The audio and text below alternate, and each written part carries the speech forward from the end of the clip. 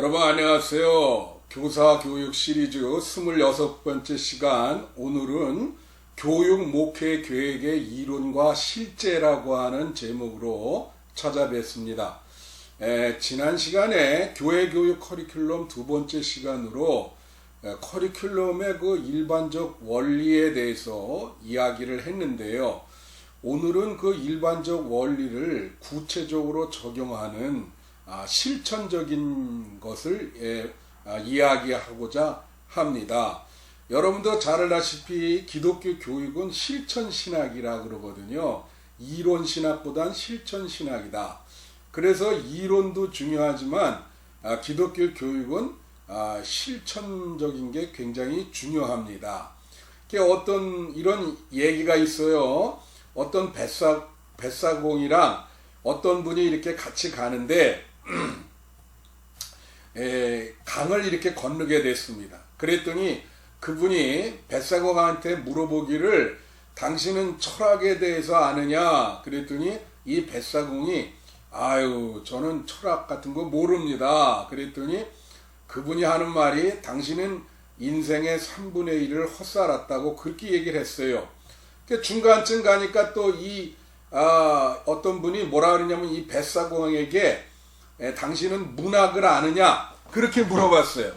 그러니까 또 이 뱃사공이 대답하기를 모르겠다. 나는 모르겠다. 그러니까 이분이 또 말하기를 당신은 인생의 3분의 1을 헛살았군요. 그렇게 얘기를 했어요.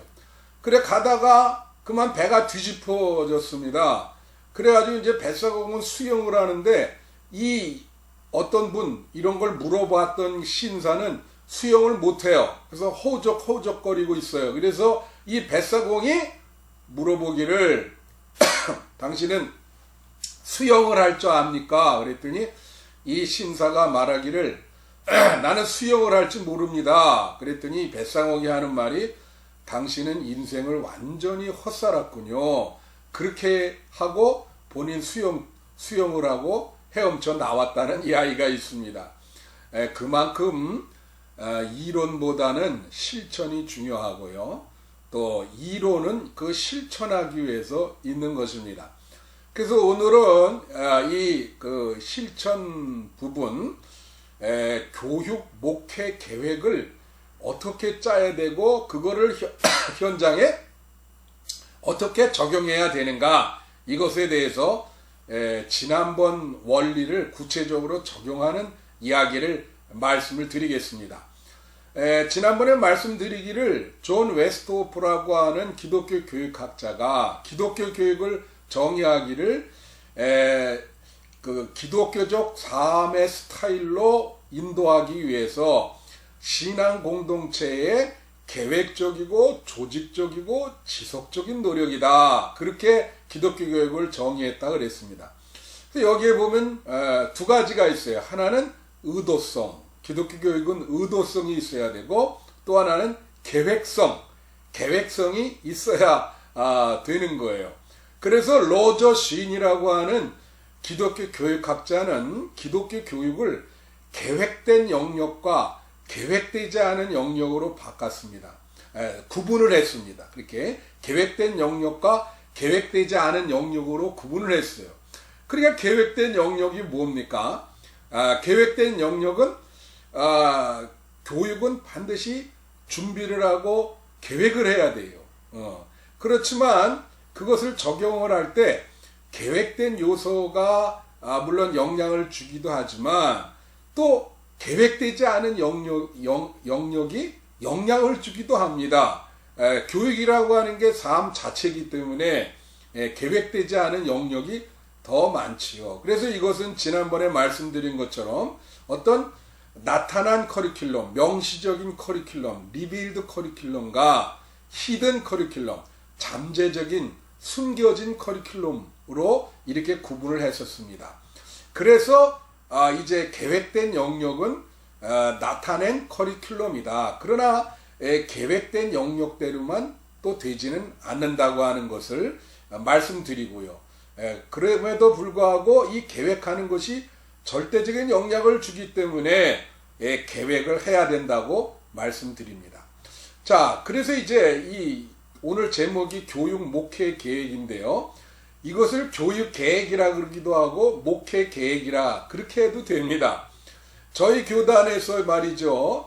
10월 한 중순쯤에 항상 강원도에서 목회 계획 세미나를 해요. 그래서 강의도 듣고 내년도 목회 계획을 이렇게 세우는 그러한 감리교단의 그러한 프로그램이 있습니다. 이게 본부와 연회가 이렇게 같이 하는 건데, 자, 여러분 교육 계획, 이 목회 계획을 많은 교사들 혹은 목사님들이 그냥 형식적으로 할 때가 많아요. 그냥 과거에 했던 것을 글자만 바꿔놓고 연말에 어쩔 수 없이 그냥 이렇게 글자만 바꿔서 그렇게 이제 목회 계획, 교육 계획이라 이렇게 내놓는 경우가 많거든요. 여러분, 이 목회 계획이나 교육 계획이라고 하는 것은 장기적인 계획 속에서 단기적인 계획이 이루어져야 하는 거예요. 장기적인 계획은 뭐냐? 그것은 비전입니다. 어떤 비전과 전망과 장기적인 10년 이상의 계획 속에서 매년 목회 계획과 교육 계획이 나와야 되죠. 그래서 그것이 없으면 그렇게 안 되면 이 목회와 교육이라는 게 방향을 잃고요. 매너리즘에 빠지게 돼요. 형식적이 되고 무기력하게 됩니다. 주체성을 상실할 수가 있어요. 그래서 제가 우리 지방의 어떤 목사님 보면 그분의 비전은 북한 선교입니다. 그래서 북한 선교를 위해서 그냥 10년 이상의 계획을 세워놓고 계속 그걸 매년 계획해가지고 이제 프로그램을 하면서 이렇게 접근하는 걸 봤습니다. 바로 그것이 이제 교육과 목회가 주체성을 잃지 않고 방향 감각을 갖는 일이에요. 만약에 그런 것이 없다면 교육이나 목회가 참 매너리즘에 빠지고 형식적이 되고 무기력하게 된다고 하는 것을 여러분에게 말씀을 드립니다. 그럼 우선 제목이 교육 목회 계획의 이론과 실제인데, 그럼 교육 목회라고 하는 게 뭐냐? 그걸 이제 말씀드려야 돼요. 교육 목회라고 하는 것은 교육과 목회의 합성어입니다.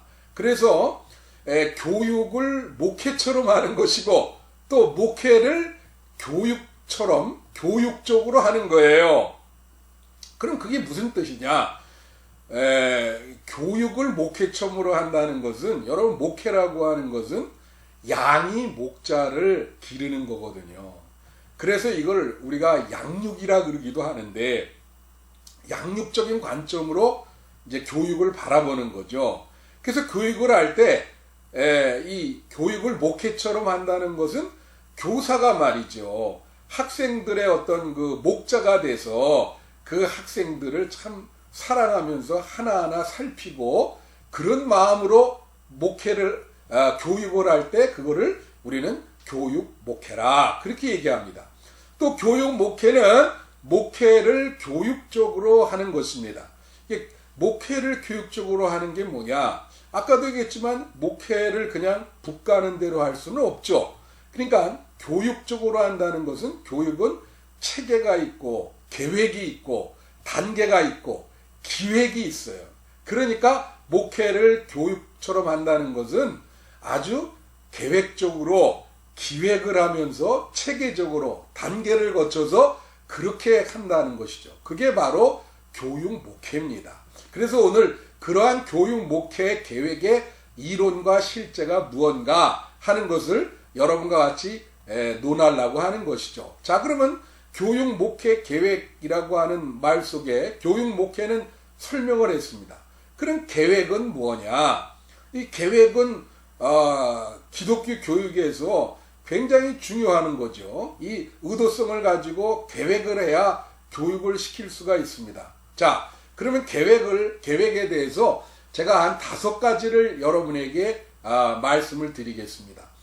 계획이라고 하는 것은, 이것은 어떤 그 방향성을 위해서 준비하는 것인데, 예를 들면 어디로 갈 것인가, 그리고 어떻게 갈 것인가, 언제 갈 것인가, 그것을 결정하는 것을 계획이라 그럽니다. 또 계획은 미래를 앞당겨서 준비하는 거예요. 우리 좀 그 난외 얘기지만 그 하이데거의 그 현존재, 그 현존재라고 하는 그 인간 존재를 보면 그 현존재 안에 과거, 현재, 미래가 다 이렇게 포함되어 있는데, 이 현존재에서 제일 중요한 것은 미래를 앞당겨서 생각하는 겁니다. 예, 선험적, 선취적 미래라 그러는데, 미래를 앞당겨서 생각하면서 현재를 행동을 하는 거, 그게 하이데거 철학에서 중요하거든요. 계획이라고 하는 것도 바로 그런 겁니다. 미래를 앞당겨서 오늘의 현재에 준비하는 것, 그것이 계획입니다. 또 계획은요, 왜, 어떻게, 무엇을, 왜, why, 무엇을, what, 어떻게, how, 그것을 이제 연속적으로 생각을 하는 거예요. 그래서 왜는 뭡니까? why, 왜는 교육 목표를 이야기를 하고 있고요. 그리고 what은 뭡니까? 그것은 무엇을, 그것은 교육 내용, 그걸 계획하는 거죠. 그 다음에 어떻게, how, 그거는 교육 방법을 얘기하는 거예요. 그러니까 계획이라고 하는 것은 교육 목표와 교육 내용과 교육 방법을 계획하는 것이다 라고 하는 것이죠. 그 다음에 또 계획이라고 하는 것은 목적 달성도 중요하지만 과정이 중요합니다. 그 과정을 계획하는 거예요. 그렇기 때문에 또 계획은 단계적인 것을 요구하는 거예요. 한 번에 그렇게 꽉 올라가는 게 아니고 단계를 거쳐서 목적 달성을 하는 거, 그게 계획입니다.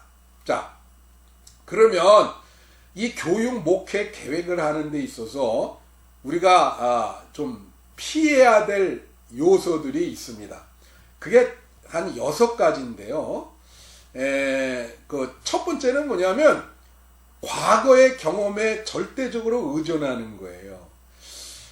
교육 목회 계획을 하거나 이 프로그램을 계획하는데 사람들이 항상 이런 말을 해요. 옛날엔 이렇게 했다. 왕년엔 이렇게 했다. 이제 그게 과거의 경험에 절대적으로 의존하는 거거든요. 그러면 안 됩니다. 미래를 향해서 새롭게, 자꾸 새로운 것을 시도해 보면서 새롭게 나가야 돼요. 그 다음에 두 번째는 외적으로 드러난 것만 성공으로 강조하고 내적인 차원을 무시하는 것. 그것도 안 돼요. 우리가 거칠해라 그러죠. 쇼를 한다 그러죠. 외적으로 이렇게 그럴싸하게 꾸미지만 내적인 변화가 없단 말이에요. 프로그램을 하거나 교육 개혁을 할 때, 목회 계획을 할 때 이 내적인 변화가 중요합니다. 그렇게 해야 되고요. 그 다음에 세 번째가 어려움에 직면하지 않으려고 안일하게 남의 인정만 받으려고 그렇게 하는 분들이 있어요. 그러니까 이것은 교육 목회 계획을 세우면서 아니면 프로그램을 이렇게 시행을 하면서 그냥 남의 어떤 인정만 받으려고 하고 그 학습자의 변화라든가 그 결과는 별로 생각하지 않게 프로그램을 짜는 거죠. 이거 잘못된 겁니다. 그래서 그거를 생각해 봐야 되고요. 또 뭐냐면 이런 분들이 있어요. 네 번째는 남의 충고나 도움을 받지 아니하고 전적으로 자기 혼자 하면서 자기가 책임을 지려는 사람이 있어요. 그러니까 교육 목회 계획을 하면서 또 사람들과 이렇게 어떤 그 같이 도움을 받고 또 충고를 받아서 그렇게 새롭게 늘 짜야 되는데 혼자 책임지고 혼자 하려고 그런단 말이죠. 여러분 대부분 보면은 사람들이 이렇게 교회 학교에서 보면 혼자 다 하려는 분들이 있어요. 혼자 다 교육 계획을 하고 교육 프로그램을 하려고 그러는 분들이 있습니다. 그거 잘못된 겁니다. 그래서 많은 사람들의 어떤 도움을 받아야 된다. 목사가 목회 계획을 할 때도, 교사가 교육 계획을 할 때도 마찬가지예요. 그래서 그러한 것을 피해야 된다. 또 다섯 번째로 이런 분들이 있어요. 교육을 계획하고 시행할 때 사람들이 지루해하고 실증을 느낄까봐 흥미 위주로만 이렇게 교육을 계획하고 프로그램을 하는 분들이 있습니다. 그래서 뭐 그냥 친교의 의미가 그런 게 아닌데 뭐 달마다 무슨 야외에 나가서 소풍을 한다든가 맨날 그런 것만 한단 말이죠. 그건 참 잘못된 거예요. 여러분, 제가 설교를 할 때도 설교를 대부분 사람들이 지루해합니다.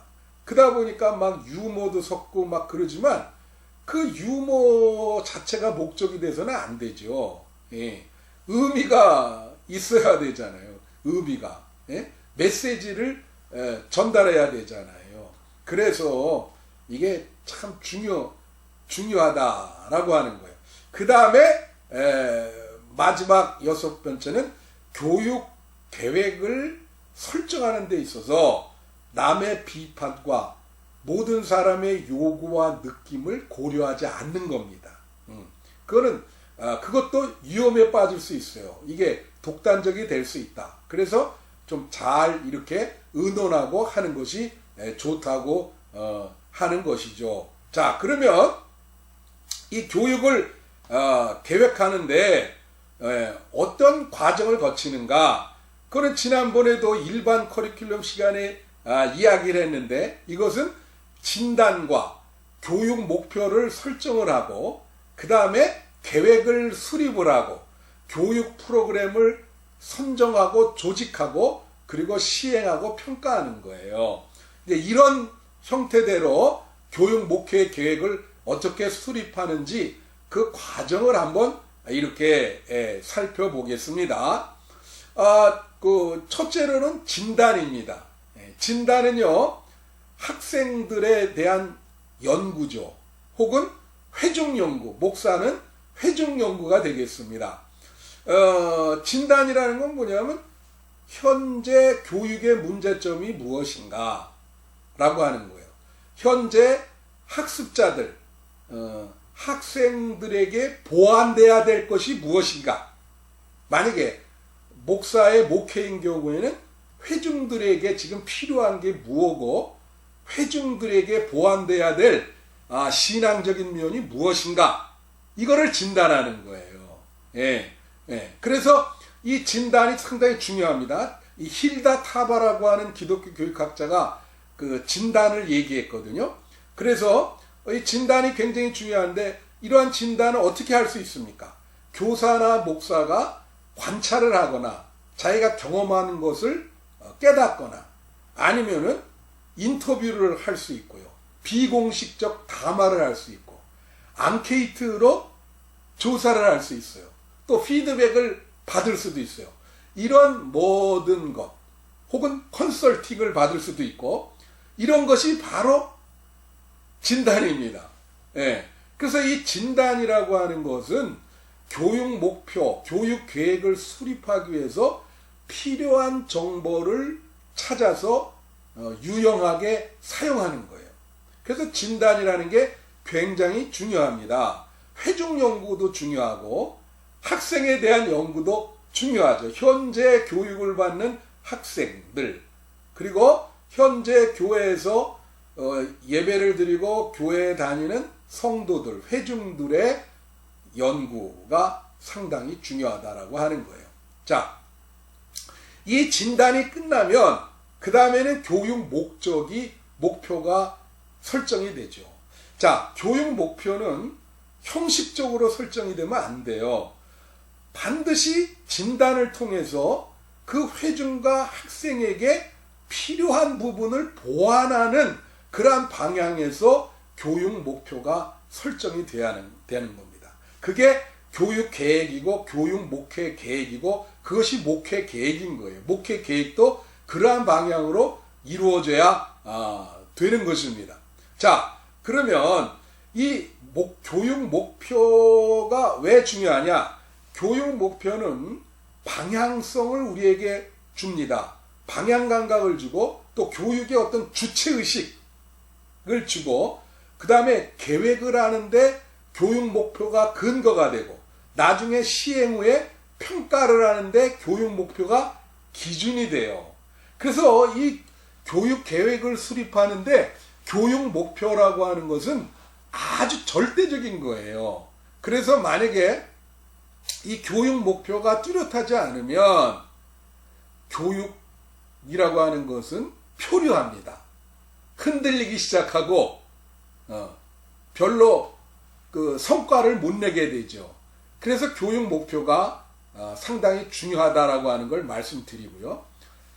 목회 계획, 교육 목회 계획을 할 때도 목표가 중요한 거예요. 목표를 회중 진단을 통해서 목표를 설정을 하셔야 됩니다. 자, 그러면 제가 지난 시간에도 얘기했지만 교육 목표는 5개가 있다 그랬어요. 그죠? 기독교 교육의 목표, 일반적인 기독교 교육의 목표가 있고, 교단의 목표가 있고, 개교의 목표가 있고, 각 부서의 목표가 있고, 그 다음에 교회 학교 목표, 각 공과의 목표. 그게 다 단계별로 이렇게 되어 있는 겁니다. 자, 그러면 이게 우리가 이것을 교육 목표의 세분화라 그러거든요. 피라미드처럼 일반 기독교 교육의 목표가 피라미드의 꼭지점에 있어요. 그거를 세분화시키는 겁니다. 이렇게 교단 목표, 개교의 목표, 그 다음에 부서의 목표, 그 다음에 공과의 목표. 그리고 이 세분화시킨다는 거는 이 교육 목표를 칼렌달라이징, 시기에 맞게 이렇게 세분화시키는 거예요. 굉장히 중요하죠. 내년도라 그러면 내년도 1월부터 12월, 1월 달의 목표, 2월 달의 목표, 3월 달의 목표가 다 다르죠. 공과에 보면은 또 그 주마다 목표가 다 달라요. 이걸 피라미드 형식으로 교육 목표가 위에 꼭지점부터 밑에까지 교육 목표가 세분화되기 시작하고 그것을 캘렌달라이징 1월부터 12월까지 그렇게 세분화를 시켜야 된다고 하는 것이죠.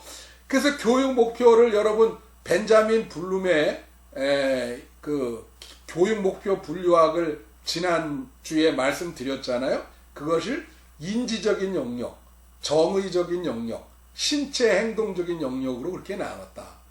근데 우리는 회중 연구, 학생들의 연구를 통해서 하나 알 수 있는 거는 뭐냐면 우리의 기독교 교육, 우리의 목회가 이 인지적인 영역에 너무 치우쳐 있어요. 그거는 여러 가지 조사에 의해서 나오는 겁니다. 머리는 큰데 다리는 짧아요. 그러니까 우리는 어떤 교육 목표를 주로 한국교회는 세우냐면 의지적인 목표, 실천하는 목표, 의지적으로 행동화시킬 수 있는 어떤 목표, 이런 것들을 그 성도들이나 학생들을 보완하는 입장에서 그러한 교육 방법이라든가 교육 프로그램, 교육 계획을, 교육 목표를 세워야 한다는 거예요. 그래 여러분, 이게 그래 너무 이렇게 지적인 영역에 치우쳐 가지고 참 어렵습니다. 제가 어느 교회 가서 이제 부흥회를 하는데 그 교회 이제 좀 시골 교회에 있어요. 여자 권사님한테 제가 물은 적이 있거든요. 그 뭐라 그랬냐면 예수님 어떻게 돌아가셨냐 그랬더니 연못에 머리를 이렇게 박은 채로 돌아가셨다. 그래서 하도 내가 놀라서 물어봤더니 찬송가에 못 박혀 죽으신이라는 찬송가가 있어요. 그 못을 연못으로 이해한 거예요. 그러니까 이제 그렇게 인지적인 영역이라도 맨날 듣기만 하는데 제대로 듣지를 못하는 거죠. 아무튼 이렇게 머리가 크기 때문에 행동적으로 옮길 수 있는 그러한 목표를 많이 설정해야 된다고 하는 것을 여러분에게 말씀을 드립니다. 그래서 교육 목표는 말씀드린 것처럼 인지적인 영역, 정의적인 영역, 신체 행동적인 영역인데 한국교회는 신체 행동적, 의지적인 영역이 모자라기 때문에 거기를 보완하는 그러한 교육 목표가 많이 나와야 된다고 하는 것을 여러분에게 말씀을 드립니다. 자, 그러면 이제 이 교육 목표를 생각을 해서 그 다음에 이제 교육 프로그램을 선정하고 조직하는 겁니다. 그래, 교육 프로그램을 선정을 할 때 어떻게 하느냐? 혼자 하면은 이게 한계가 있죠, 아이디어가. 그래서 우리는 이걸 뭐라냐면 교육이나 목회에 관계된 부서들이 모여서 이게 우리가 브레인스토밍이라 그러죠. 아이디어를 위해서 생각나는 대로 막 얘기하는 것을 브레인스토밍이라 합니다. 그러한 방법을 쓰시든가 아니면 조사, 연구를 해요. 좋은 교육 프로그램이 뭔가 조사, 연구를 합니다. 그리고 또 하나는 경험, 자기가 했던 것 중에 좋은 것이 무엇인가, 그런 것을 생각을 해서 교육 프로그램을 선정을 하고요. 그 다음에 이것을 조직을 합니다. 그 조직을 할 때는 이것이 목표의 이 교육 계획 또 교육 프로그램이 목표에 맞는가, 목표 달성을 위해서 이게 괜찮은 건가, 목표와 일치하는가를 봐야 되고요. 그 다음에 시기적으로 적절한가. 제가 아까 칼렌더 라이징을 얘기한 달력화를 얘기했잖아요. 그 시기 절기에 맞는 프로그램인가, 그걸 봐야 되고, 그 다음에 또 하나는 뭐냐면 연속성, 계속해서 해야 되는가, 그렇지 않은가, 이런 거를 잘 프로그램을 조직할 때 생각을 해야 됩니다. 자, 그 다음에는 뭐냐면요, 이제 이 교육 프로그램을 할 때 그 교육 프로그램, 또 모든 프로그램이 종류가 있어요. 4종류로 나눕니다. 우선 4종류인데 그거를 이제 그 카테고리는 2종류예요. 잘 들으세요. 하나는 뭐냐면 기초적이고 선택적인.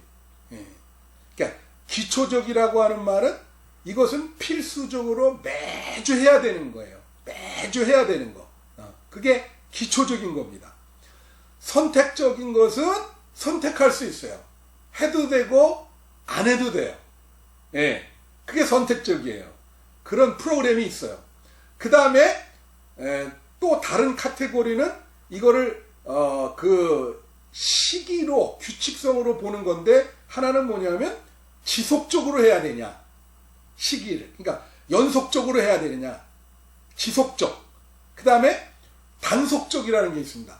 단속적은 때때로 지속적으로 하는 게 아니라 뭐 한 번 하고 끝날 수도 있고 뭐 10년 후에 할 수도 있고, 그게 단속적이에요.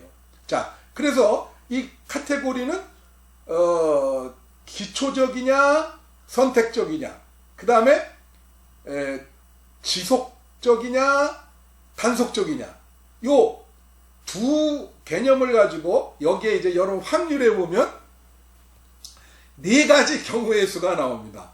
확률에 4가지 경우의 수. 그 4가지 경우의 수를 살피면 그게 뭐냐면 기초적이고 지속적인 거예요. 반드시 해야 되는 필수적인 것이면서 규칙적으로 지속적으로 해야 되는 프로그램이 있어요. 그게 뭡니까? 예배죠. 예배. 목회를 생각할 때는 예배. 매주. 그죠? 그 예배에 대한 목표도 필요해요. 그 다음에 교회 학교는 뭐예요? 예배뿐만 아니라 분방 공부. 분방 공부를 반드시 해야 되고 지속적으로 규칙적으로 해야 되는 겁니다. 자, 그 다음에 두 번째 경우의 수는 기초적이지만 단속적이에요. 지속적으로 할 필요 없어요. 반드시 해야 되는데 때때로 할 필요가 있어요. 때때로 해요. 그게 뭡니까? 예를 들면 계절학교, 뭐 겨울 성경학교라든가 뭐 그런 것들. 그거는 해야 되지만 계절학교 같은 경우 여름 성경학교나 이런 거 계절학교 있죠. 또 어린이들 계절에 신방을 한단 말이에요. 아니면 어떤 절기에 특별 예배를 드려요. 어린이들. 그것은 반드시 해야 되지만 우리가 때때로 할 수도 있어요. 올해는 하고 내년에는 안 하고 뭐 2, 3년 후에 하거나 그런 것이 기초적이고 단속적입니다. 자, 그러면 그 다음에 세 번째 경우의 수가 뭐냐면 선택적, 그 다음에 지속적이에요. 이거 표현을 하면 뭐냐면 해도 되고 안 해도 되는데 그거를 만약에 선택했는데 그렇다면 지속적으로 해야만 되는 것들이 있어요.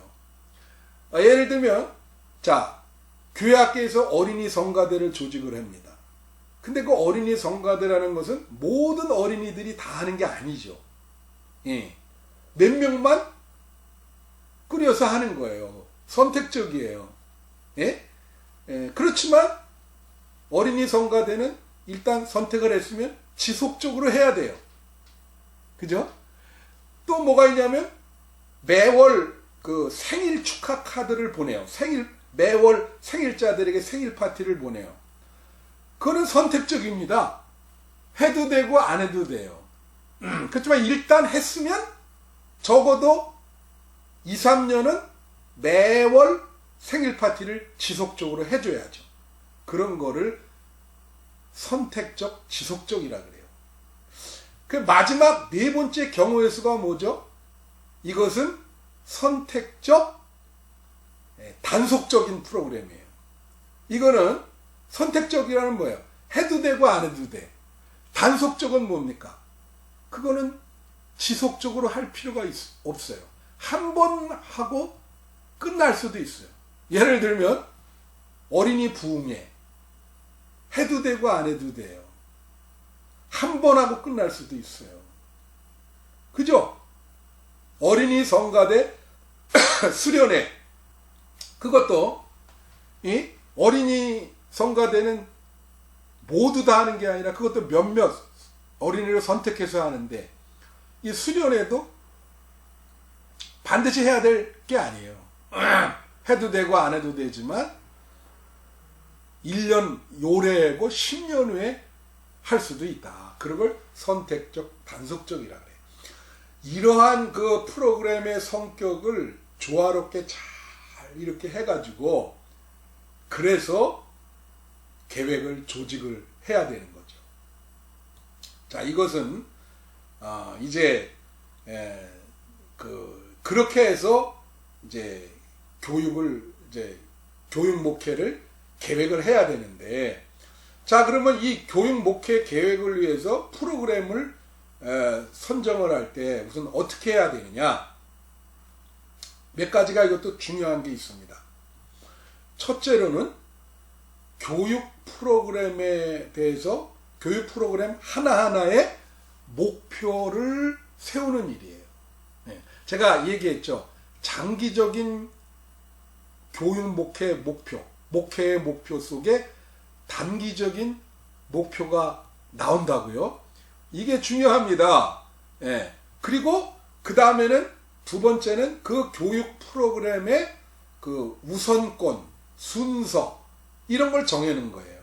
그래서 장기적인 전망과 계획 속에서 1년 단기적인 계획이 나올 때 올해 할 우선적인 교육 프로그램이 뭐고 순서가 뭔가 이런 걸 다 해서 이제 결국은 교육 계획, 목회 계획을 세울 때 나중에는 이제 목적도 나오고 뭐 다 쓰지만 제일 마지막에는 달마다 2주는 뭐를 하고 2주는 뭐 하고 그리고 기초적, 선택적, 기초적, 지속적, 선택적, 지속적, 선택적, 다속적 이렇게 쫙 이렇게 해놓고 거기다 프로그램을 다 적어가면서 그렇게 1월부터 12월까지 계획을 세우는 거예요. 그게 이제 교육 프로그램의 우선권과 순서를 정하는 일이죠. 그럴 때 진단이 중요하고 교육 목표가 중요하다는 걸 여러분에게 이미 말씀을 드렸습니다. 그리고 나서는 이제 우선권과 순서를 정하면 그 교육을 위해서 교육 방법의 형태를 정하는 것이죠. 예. 그리고 이제 인적 자원을 어떻게 할 것인가 거기다 명시를 할 필요 있고 시청각적인 자원도 활용할 필요가 있고 예. 그죠? 그리고 이제 결국은 시행을 할 때 이 시행 전에 교육 프로그램의 리허설이라 그래요. 어떤 예행 연습도 하셔야 되고 그 다음에 홍보를 해서 사람들을 끌어모으고 결과에 대처하는 것이죠. 자, 이런 것이 결국은 교육 목회 계획을 수립하는 것이다. 여러 사람이 앉아서 교육에 대한 교육위원회도 좋아요. 그래서 브레인스토밍을 통해서 진단과 교육 목표 설정과 계획 수립을 또 교육 프로그램을 선정해서 1월부터 12월까지 아주 세부적으로 그렇게 교육 목회 계획을 수립하는 것입니다. 그 다음에 마지막이 중요한 게 평가인데 이제 평가도 그때 이야기를 했죠. 평가도 지난주에 얘기를 했는데 이 평가 끝나고 나서 반드시 해야 돼. 구조평가, 과정평가, 성과평가입니다. 구조평가는 계획 수립이 잘 되어 있는가. 과정평가는 수행하면서 지난주에 형성평가라 그러는데 수행하면서 평가하는 거고 성과평가는 결과가 끝나고 평가하는 겁니다. 이것이 잘 이루어져야 된다. 그래서 아까 제가 교육이 인지적인 영역에 치우쳤다고 그렇게 얘기를 하는데 그 예화를 제가 좀 드는 게 좀 적절치 않아. 생각해 보니까 그러네요. 근데 제가 이제 그런 게 있습니다. 여러분 이제 지방에서 제가 한번 권사 시험을 담당한 일이 있는데 면접을 하는데 어떤 분에게 성경에 대한 내용을 물었어요. 그랬더니 이분이 하는 말이 어서 많이 들었어요. 뭐 질문할 때마다 어서 많이 들었어요. 그러니까 그렇게 얘기를 하더라고요. 그래서 제가 그때 느낀 게 듣기는 많은데 이게 아는 거는 별로 없고 그리고 그거를 실천하지도 못하고 너무 우리는 지적인 영역에 치우쳐 있다. 여러분 예배를 일주일에 11번 드리거든요. 제가 설교를 11번 준비해서 하거든요. 그래서 맨날 듣기는 듣죠. 제가 옛날에 그 본부에 있을 때 어떤 기독교 교육학자가 와서 안내를 하고 설명을 하고 있는데 한국교회가 예배를 일주일에 11번 드린다 그랬더니 그분이 하는 말이 언제 직장에 가냐 또 언제 개인 생활을 할 수 있냐 뭐 이런 걸 물어보더라고요. 자, 그래서 이제 그러한 부족한 부분을 보완을 해서 교육시킬 때 교육 계획을 수립하는 게 중요하다 하는 것을 여러분에게 말씀드립니다. 그래서 이제 이 구체적이고 실천적인 것을 한두 주 더 하고 그 다음에 조금 교육 신학적이고 영성적인 신학적인 인문학적인 부분을 여러분들에게 또 말씀드리겠습니다.